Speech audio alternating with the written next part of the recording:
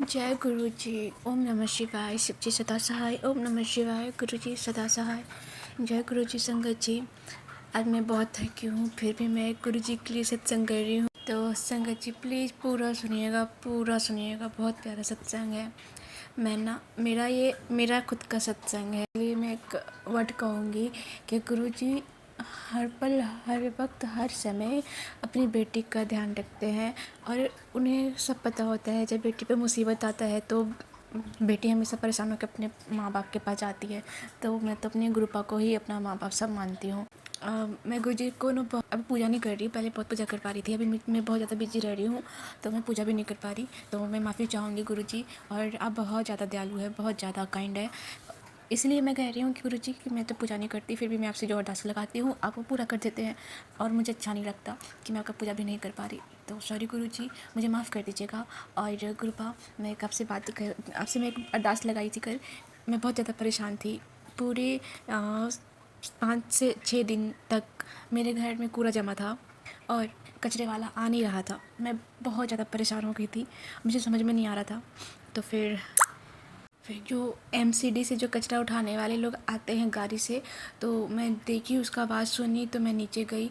जब तक मैं नीचे गई तब तक वो जा चुका था। सेकंड डे मैं दूसरी बार फिर से गई, तो वो रुकता भी नहीं है। जब तक मैं लिफ्ट में 4th फ्लोर पे रहती, मैं लिफ्ट से नीचे गई, वो चला गया। वो रुकता ही नहीं है, मतलब कि रुकता है जस्ट 2 मिनट्स भी नहीं रुका और वो निकल गया। मैं परेशान हो गई बहुत ज़्यादा। एक तो बहुत दिन से कचरा पड़ा हुआ, बहुत बदबू भी कर रहा था, तो मैं समझ में नहीं पा रही थी। फिर मैं सोची कि चलो कोई नहीं, कल आएगा, कल मैं पक्का टाइम से पहले नीचे चली जाऊँगी तो दे दूँगी।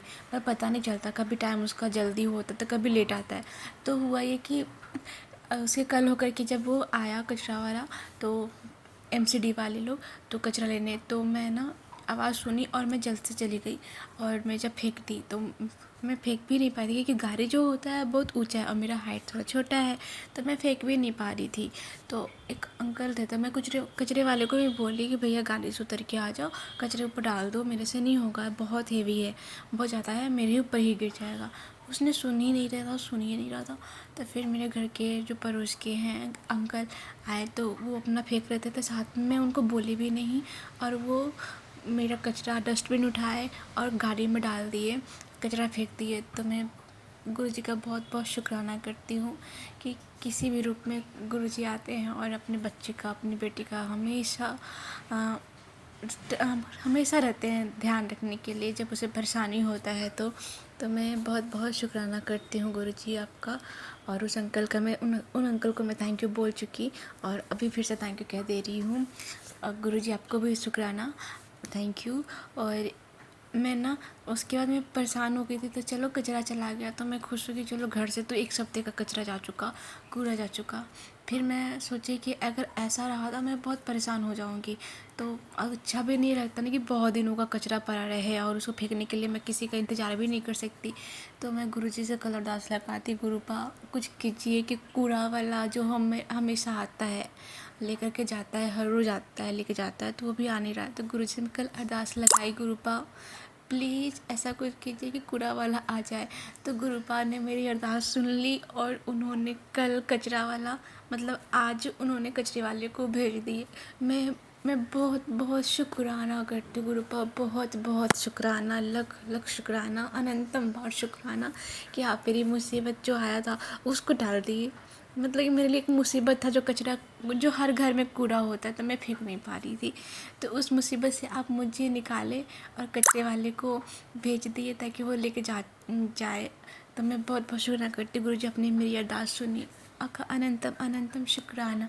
गुरुपा, मैं एक और अरदास आपसे लगा रही हूँ गुरु जी। मैं ना एग्ज़ाम का तैयारी कर रही हूँ, उसमें बस मैं पास हो जाऊँ कैसे भी करके। गुरुपा, आपको पता है मेरा मैथ्स बहुत ज़्यादा वीक है, बहुत ज़्यादा वीक है, तो मुझे समझ में नहीं आता। तो मैं पढ़ रही हूँ और मैं कोशिश भी कर रही थी गुरुजी, आप संभाल लीजिएगा, एग्ज़ाम आने वाला है, अगर मैं एग्ज़ाम दूँ तो मैं उसमें पास हो जाऊँ गुरुपा, प्लीज़ मेरे गुरुपा।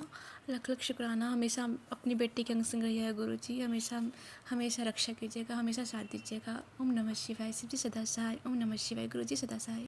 तो संगत जी, ये था मेरा सत्संग।